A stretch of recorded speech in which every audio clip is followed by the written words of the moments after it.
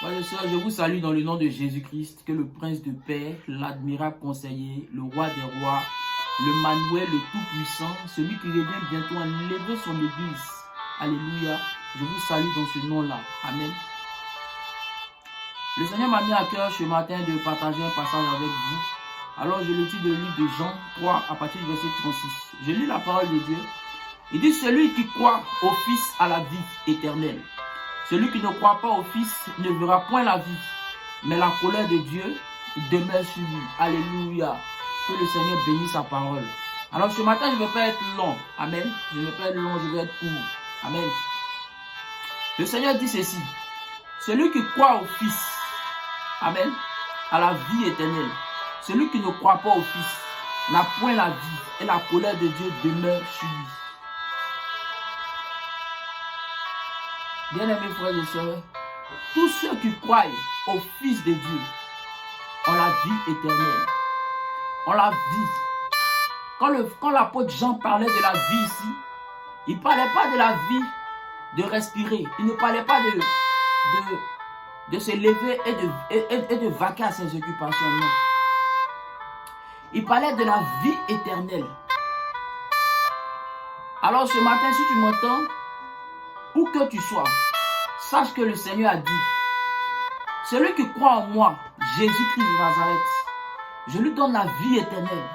Celui qui ne croit pas en moi, la colère, ma colère, ça bat sur lui. Alors, ce matin, j'ai énuméré 2 points. Je vais parler de la croyance en Jésus et de la colère de Dieu qui s'abat sur tous ceux qui n'ont pas le Fils. Alors j'ai énuméré 3 éléments qui montrent que tu crois au Fils de Dieu et que tu as la vie éternelle. Le premier élément que j'ai énuméré, tu as confiance au Seigneur Jésus. Amen. Tu mets ta foi en lui. Tu crois au sacrifice qu'il a fait. Tu crois que le Seigneur Jésus-Christ est Dieu. Tu crois qu'en dehors de lui, il n'y a point d'autre Dieu. Tu crois qu'il est venu sur la terre racheter l'humanité de ses péchés. Tu crois cela. Et le deuxième élément que j'ai énuméré aussi, quand tu as la vie éternelle, tu as l'assurance de ton salut. Alors quand on parle de salut, on parle du mystère des anges autour de toi. On parle de l'assurance, de la conviction que lorsque tu quittes cette terre, tu iras avec lui dans la cité de Dieu, c'est-à-dire la nouvelle Jérusalem céleste. Donc elle décrit dans le livre d'Apocalypse 21, la ville en or. Alléluia. Cette ville qui n'a rien de comparable avec tout ce qu'on nous propose sur cette terre. Alléluia. C'est là-bas que nous irons, lorsque le Seigneur Jésus viendra enlever ses enfants. Amen. Et le troisième élément qui prouve que tu as la vie, le Saint-Esprit rend témoignage, selon Romains 8, que tu es enfant de Dieu, frère. Tu as le témoignage dans ton esprit. Ce n'est pas un pasteur, ce n'est pas un prophète, ce n'est pas un évangéliste, ce n'est pas un homme quelconque qui te dit que tu es sauvé. Frère, la Bible déclare dans le livre de Romains 8 que le Saint-Esprit rend témoignage à ton esprit que tu es enfant de Dieu. Voici des éléments qui montrent que tu as la vie éternelle. Frère, et j'ai énuméré de l'autre côté la colère de Dieu qui s'abat sur tous ceux qui n'ont pas le Fils de Dieu. La colère. Et le premier élément que j'ai énuméré sur tous ceux qui n'ont pas le Fils de Dieu, premièrement, ils ne croient pas au Seigneur Jésus-Christ. Ils croient que Jésus est un simple prophète. Au-delà de là, ils ne croient pas que Jésus est celui-là même qui est Dieu. Jésus-Christ est Dieu. Jésus-Christ est venu sur la terre, ôter le péché de l'humanité. Il est venu sur la terre, il s'est fait homme.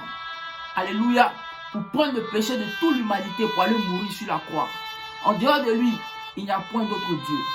Car la Bible dit ceci, que Jésus-Christ est Dieu. Dans le livre de 1 Jean 5, à partir du verset 17. Frères et sœurs, le Seigneur Jésus-Christ est Dieu.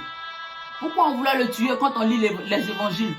On voulait le tuer premièrement parce qu'il se faisait égal à Dieu. Parce qu'il s'auto-proclamait lui-même Dieu. Alléluia. Raison pour laquelle les pharisiens, les scribes en son temps, ont voulu le tuer. C'est le premier élément qui montre que la colère de Dieu s'abat sur toi. Tant que tu ne reconnais pas que Jésus-Christ est Dieu, tant que tu ne reconnais pas que en dehors de lui, il n'y a point d'autre Dieu, sache que la colère de Dieu s'abat sur toi.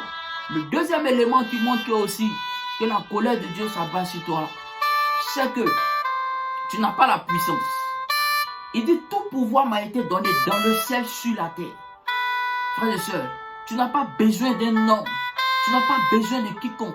Tu as besoin tout seulement d'avoir le Seigneur Jésus-Christ dans ta vie, d'avoir le Saint-Esprit dans ta vie.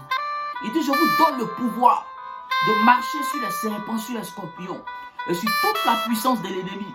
Et rien ne pourra vous nuire. Alléluia. La Bible dit, aucun Dieu qui soit donné parmi les hommes, par lequel nous devons être sauvés. Il dit, tout genou fléchit dans les cieux, sur la terre et sous la terre. C'est de ce Dieu-là que je veux parler. Oh, les francs-maçons l'appellent le maître. Les Illuminati aussi l'appellent le maître. Les sorciers l'appellent le maître. Père, je ne sais pas dans quelle domination est-ce que tu appartiens. Sache que en dehors de Jésus, il n'y a point d'autre Dieu. Si tu ne crois pas en Jésus-Christ, sache que le sacrifice de Dieu, sache que la colère de Dieu plutôt s'abat sur toi. Alléluia. Et le troisième élément aussi que j'ai énuméré aussi, sur tous ceux que la colère de Dieu s'abat sur eux, c'est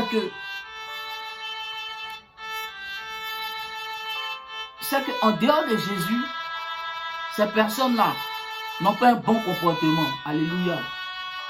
Sache que si tu es chrétien, que tu n'as pas un bon comportement, tu ne te comportes pas comme Christ, tu ne vis pas comme Christ, tu ne respectes pas les commandements, les ordonnances que Christ a prescrites, sache que, alléluia, la colère de Dieu s'abat sur toi. Frères et sœurs, voici des éléments que je voulais énumérer ce matin, afin que chacun se reconnaisse dans ce que j'ai dit. L'heure est grave, l'heure est très grave. Vous avez vu dernièrement ce qui s'est passé au Brésil. Les adeptes de Satan se mettent dans les rues pour célébrer Satan. Oh et fort, frère, l'heure est venue de parler de notre Seigneur. L'heure est venue d'appeler, alléluia, les enfants de Dieu, les véritables qui sont encore au dehors, de les appeler dans la bergerie. L'heure n'est plus à un niveau où nous devons nous cacher. Parlons de Jésus haut et fort, de notre travail, autour de nous, partout où nous irons, sur les réseaux sociaux. Annonçons Christ, évangélisons. Amen. Frères et sœurs, je vous salue dans le nom de Jésus. Que le Dieu de gloire, le Dieu de paix, vous salue dans le nom suprême de Jésus. Amen, amen, amen.